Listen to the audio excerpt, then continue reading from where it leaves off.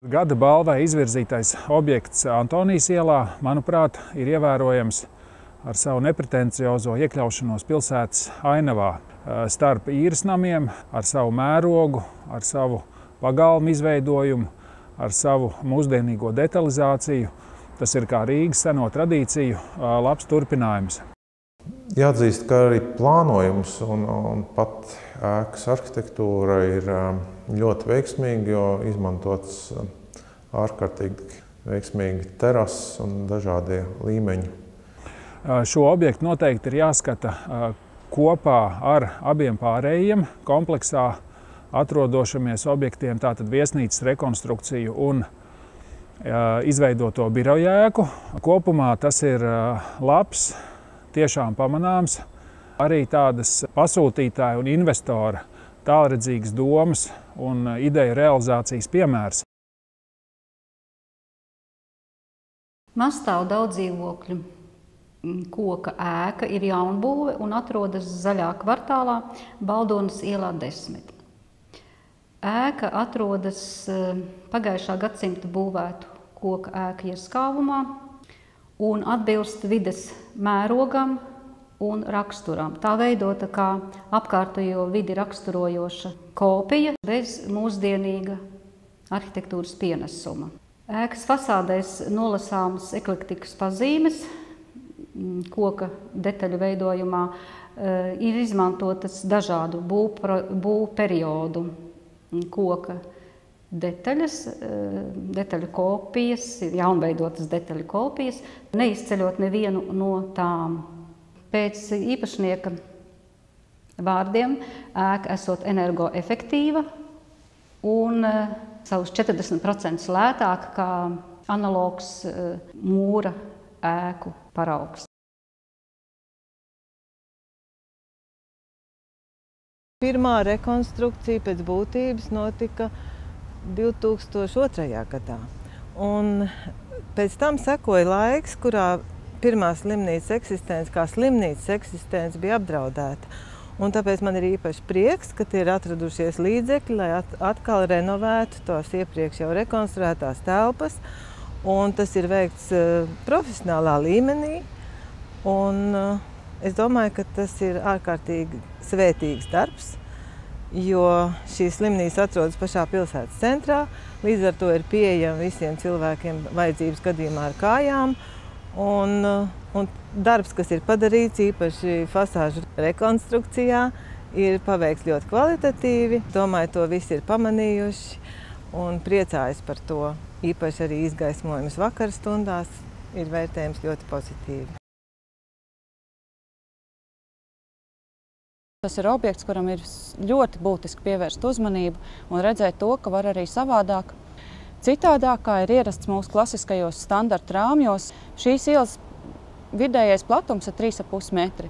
Tātad šeit jāsakombinē ir gan gājēji, gan automašīna, gan suņu, gan velosipēdistu kustība.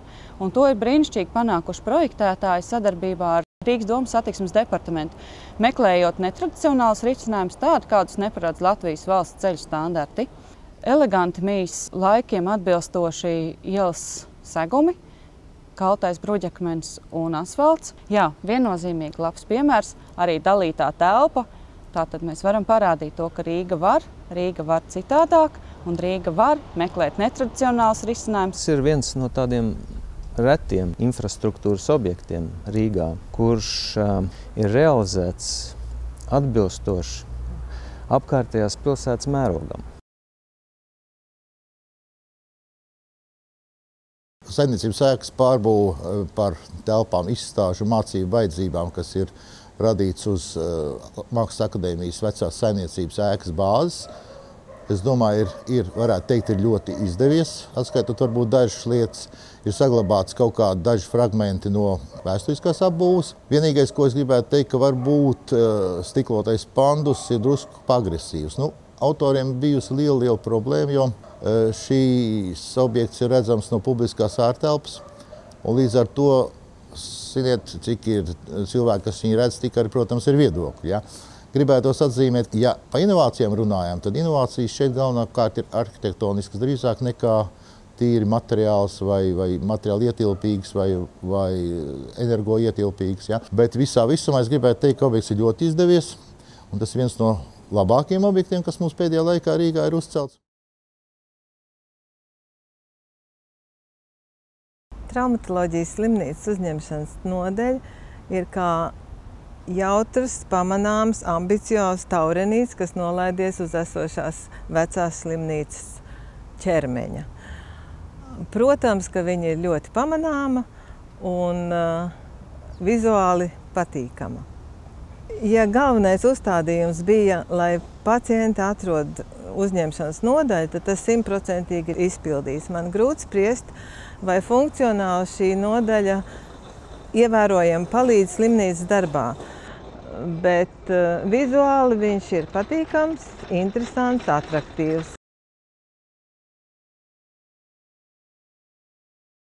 Restaurētās ēkas sienas ir saglabājušas savu dabiskumu, un cauri jaunās krāsas slānim pilnībā jūtams un nolasāms ir koka faktūras. Tas pats attiecās arī uz iekštelpu krāsojumu. Krāsa izvēle ļoti pārdomāta. Un ēkā ir pielietoti vairāki pamanāmi, ievērojami telpiski tādi risinājumi. Radīta divstāvīgā halle, ko mēs šeit redzam tāda stiklota apjoma veidā, kas nav bijusi vecajā ēkā, bet tagad ļoti interesanti, savdabīgi, arhitektoniski profesionālā veidā integrē jauno telpu, jaunradīto ar vecajām sienām, kas halles iekšpusē ir kļuvušas ārsienas par iekšsienām. Tas viss kopā ir tāds arhitektu, projektētāju, autoru uzraugu, rūpīga darba rezultāts un ilustrācija. Šī ēka 20 gadus tā stāvēja praktiski tukša un pamesta, bet gaidīja savu atzimšanu un atzim kultūrā. Tātad liktenis tai bija lēms turpināt šo kultūras ceļu. Un kultūras ceļš ir redzams arī ārtelpā. Tās iesagumā, elegancē, izgaismojumā, detaļās. Tieši tāpēc, ka šeit studenti, neskatoties uz lielo automašīnu skaitu, šeit nāk, atpūšās, bauda šo telpu. Tas, kas ir izdarīts šajā objektā, tad ir veikta rekonstrukcija, ir veikta daļai restaurācija, ir piebūvēts jauns divstāvu apjoms. Paši būvdarbi, pats projekts, paši būvniecības paņēmieni ir vienkārši, nesamezgaloti un tādējādi viņi ir ekonomiski pamatoti un nesadārdzina vai nevajadzētu sadārdzināt būvizmaksas neadekvāti šai objekta funkcijai, kas faktiski ir valsts pārvaldes iestāde.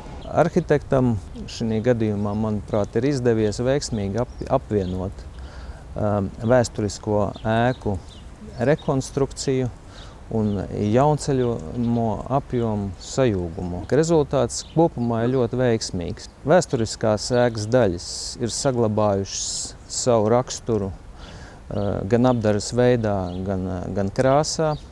Toties jaunceļamie apjomi ir skaidri nolasāmi, tanī pašā laikā tie nekādā veidā nedisonē ar vēsturisko ēkas daļu. Bērnu slimnīcas 20. korpus. Tas ir lielākais korpus, kāds atrodas bērnu slimnīcas teritorijā, kurā izvietojas galvenais nodaļu daudzums. Dakteris Mozgis bija izsapņojis par šo ārstu mājas piebūvi 20. korpusam, un šobrīd viņš ir realizēts. Līdz ar 20. korpusa rekonstrukciju ir ļoti uzlabojies kopumā funkcionālais risinājums visai slimnīcai. Tādēļ, ka vienā kompleksā ir gan pirmā rekonstrukcija, kas tika veikta uzņemšanas nodaļa, kam sekoja daudzfunkcionālais korpus, un viņš sajūdzas kopā ar 20. korpusu un līdz ar to arī ar ārstu māju. Kopumā ļoti patīkamā veidā, vizuāli patīkami. Es domāju, ka rezultāts ir labs un personāls ir apmierināts. Dzīvnieku patvērsme Juglā izbūvēta savrupā teritorijā.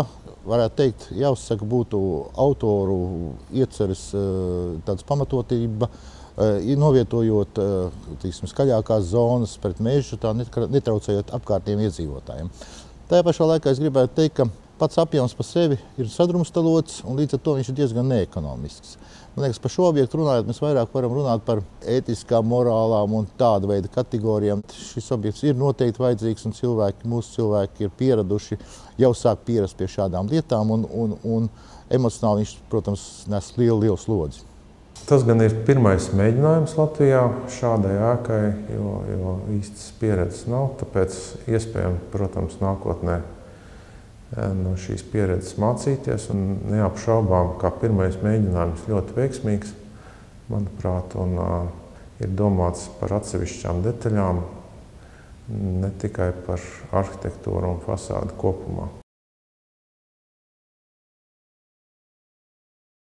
Es gribētu teikt, ka šis Dzelzavas ielas objekts ir reālo patēriņu 23 kWh gadā. Noteikti ir lielisks piemērs Latvijas būvindustrijai, jo šādu objektu mums nav daudz. Es īpaši gribu šeit uzslavēt pasūtītāju par viņa uzņēmību, tālredzību un arī spēju atrast profesionālu komandu, lai to izdarītu. Otra lieta, gribu arī uzslavēt šajā ēkā ļoti skaidro vīziju no pasūtītāja un arī arhitekta par ēkas funkcionalitāti, tad vienkārša, bet funkcionāla. Un trešā lieta ir šis kompromiss, kas ir sasniegts starp ēkas energoefektivitāti un iekšējo kvalitāti darbiniekiem. Tad, jo mēs vairāk virinam logus un tādu iespēju dodam, jo mēs vairāk plašāku logu, vairāk dienas gaismas samazina to efektivitāti. Šeit tas kompromiss ir panākts, ka ir gan tā, tad abiem ir labi. Manuprāt, lielisks piemērs Latvijas būvindustrijai.